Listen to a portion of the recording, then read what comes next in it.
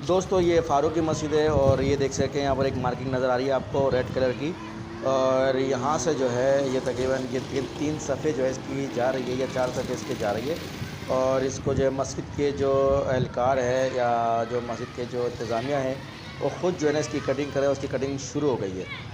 और यहाँ से और जहाँ पर उन्हें निशान लगा दिया वहाँ पर से दीवार भी खड़ी कर रहे हैं। दोस्तों यहाँ से हम चलते हैं अभी बिलाल नूर बिलाल मस्जिद की तरफ और उसको देखते हैं कि उस वहाँ पर जो है ना कितनी उस मस्जिद को कितना शहीद किया है। और जाते जाते आप उल्टे हाथ में और सीधे हाथ में देख सकते हैं कि यहाँ पर जो है ना क्या कार्रवाई हो रही है। और मतलब टूटने के बाद जो है यहाँ पर अभी लोग क्या काम कर रहे हैं या फिर यहाँ के लोग किस तरह गुज़र बसर कर रहे हैं या फिर दोबारा यहाँ पे कारोबार तो नहीं। ये आप देख लें, एनालाइज़ करें। जब तक मैं आपको एक दिलचस्प वाक़या सुनाता हूँ। शैतान के 3 जाल। बनी इसराइल के एक बुज़ुर्ग एक बार कहीं जा रहे थे कि रास्ते में एक अचानक ऊपर से पत्थर की एक चट्टान सर के करीब आ पहुंची। उन्होंने ज़िक्रुल्लाह शुरू कर दिया तो वो दूर हट गई। फिर खौफनाक शेर और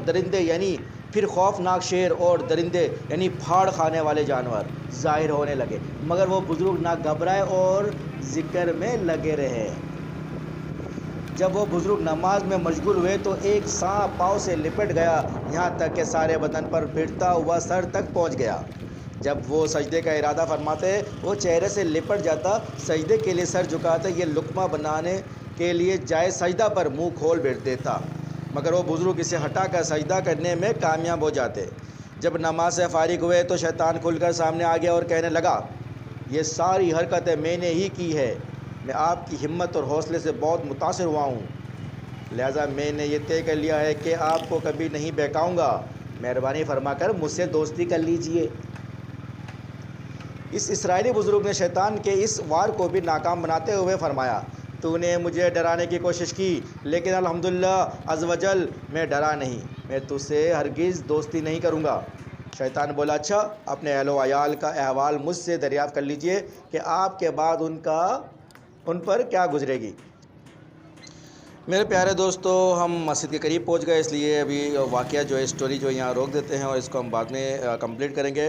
पहले मस्जिद का जायज़ा लेते हैं, क्योंकि मस्जिद के करीब पहुंच गए। मस्जिद का जायज़ा लेते हैं कि मस्जिद की क्या हालत है, कितनी जगह जो है इसकी जा रही है और कितनी जगह इसकी बच रही है, हम देखते हैं।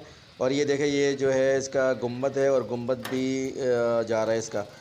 और बरेलवी मसलक से ये मस्जिद है और इस मस्जिद का जो नाम है वो है जामा मस्जिद नूर बिलाल।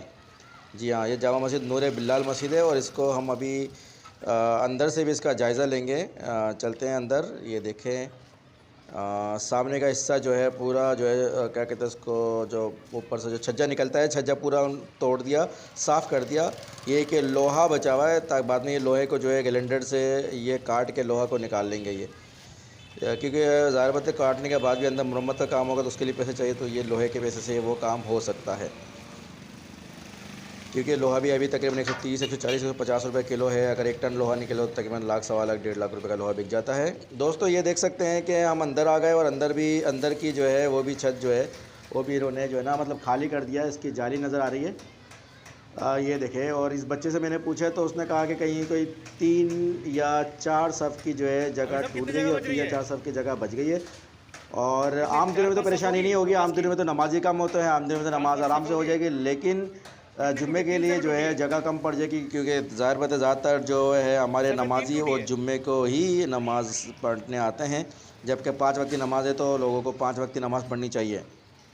दोस्तों ये देखें, ये तकरीबन ग्राउंड+2 है आई थिंक, हाँ। तो और ये जगह, थोड़ी सी जगह बच रही है, कोई 2 सफ़े या 3 सफ़ की जगह बच रही है। तमाम मुसलमान से गुजारिश भी करूँगा कि एक नई मस्जिद बनाने में मस्जिद वालों का जो है ना बढ़ चढ़ कर साथ दे। और ये देखें यहाँ पर दोस्तों, आप फिर जो है ना मस्जिद का आप जायज़ा लें, और जब तक मैं उस स्टोरी को, उस वाक़या को जो कि सच्चा वाक़या, उसको मुकम्मल करता हूँ। फरमाया, मुझे तुझसे पूछने की ज़रूरत नहीं। शैतान ने कहा, फिर यही पूछ लीजिए कि मैं लोगों को किस तरह बहकाता हूँ। फरमाया, हाँ, ये बता दे। शैतान बोला, मेरे 3 जाल हैं, बुखल, गुस्सा, नशा। अपने तीनों जालों की वजाहत करते हुए बोला, जब किसी पर बुखल का जाल फेंकता हूँ तो वो माल के जाल में उलझ कर रह जाता है। उसका ये जहन बनाता रहता हूँ कि तेरे पास बहुत कम माल है, इस तरह वो बुखल में मुब्तला होकर हुकूक वाजिबा यानी ज़कात वगैरह में भी खर्च करने से महरूम रहता है और दूसरे लोगों के माल की तरफ भी माइल हो जाता है और यूँ माल के जाल में फंस कर नेकियों से दूर होकर गुनाहों के दलदल में उतर जाता है। जब किसी पर गुस्से का जाल डालने में कामयाब हो जाता हूँ तो जिस तरह बच्चे गेंद को फेंकते हैं और उछालते हैं, मैं इस गुस्सीले शख्स को शायातीन के जमात में इसी तरह फेंकता हूँ और उछालता हूँ। गुस्सिला शख्स इल्म और अमल के कितने ही बड़े मर्तबे पर फाइज हो, खवा अपनी दुआओं से मुर्दे तक ज़िंदा कर सकता हो, मैं इससे मायूस नहीं होता। मुझे उम्मीद होती है कि कभी ना कभी वो गुस्से में बेकाबू होकर कोई ऐसा जुमला बक देगा जिससे इसकी आखिरत तबाह हो जाएगी। रहा नशा तो मेरे इस जाल का शिकार यानी किसी नशे में धुत, इसको तो मैं बकरी की तरह कान पकड़कर जिस बुराई की तरफ चाहूँ लिए लिए फिरता हूँ। इस तरह शैतान ने यह बता दिया कि जो शख्स गुस्सा करता है वो शैतान के हाथ में ऐसा है जैसे बच्चों के हाथ में गेंद। इसलिए गुस्सा करने वालों को सब्र करना चाहिए ताकि शैतान का कैदी ना बने कि कहीं को अमल ही ज़ाया ना कर बैठे। अल्लाह पाक हमें शयातीन के शर से महफूज रखे और तमाम सगीरा कबीरा गुनाहों से बचाए, आमीन या रब्बुल आलमीन। दोस्तों, अगर आपको वीडियो अच्छी लगी तो प्लीज़ लाइक कर दे और वीडियो को चैनल अगर आपने सब्सक्राइब नहीं किया तो चैनल को सब्सक्राइब कर दे और अपने दोस्तों के साथ शेयर भी कर ले। हो सकता है मेरे और आपके कहने सुनने से किसी की लाइफ बन जाए, किसी की ज़िंदगी बन जाए। इसके साथ आप मुझे इजाज़त दीजिए। अस्सलाम वालेकुम रहमतुल्लाहि व बरकातुहू।